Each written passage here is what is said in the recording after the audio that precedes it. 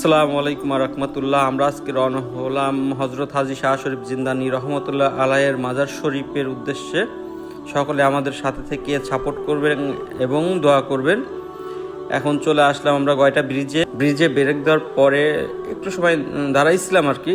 আমরা সবাই চলে আসলাম 12 আউলিয়া মাজার শরীফে। এটা উল্লাপাড়া গয়টাতে অবস্থিত। এই হলো 12 আউলিয়ার মাজার শরীফ।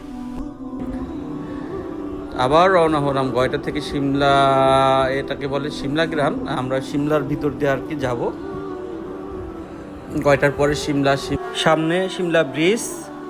এই হলো সিমলা ব্রিজ, অনেক সুন্দর ভিউ গাইস। আমরা সিমলা ব্রিজ থেকে আবার রওনা হলাম। আসলে এই সিমলা গ্রামে আমার অনেক স্মৃতি, এখানে আমার শৈশবকাল কেটেছে।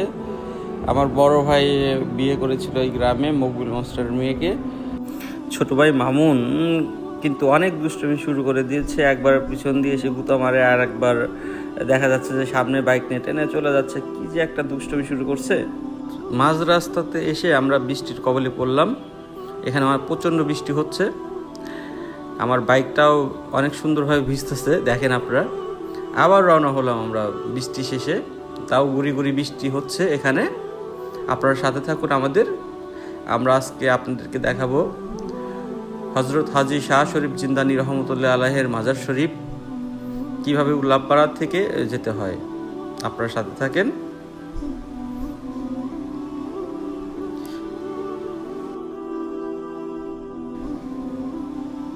এই হলো মোষের গাড়ি।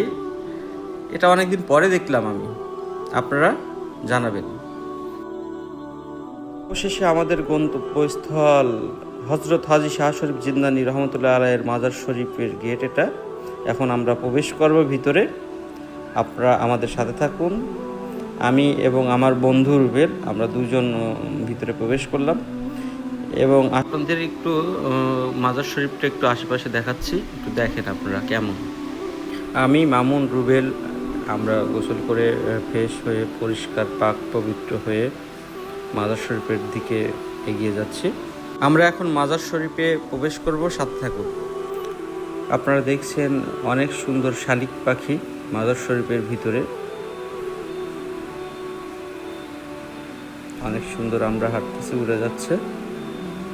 পরিশেষে আমরা মাজার শরীফে প্রবেশ করলাম।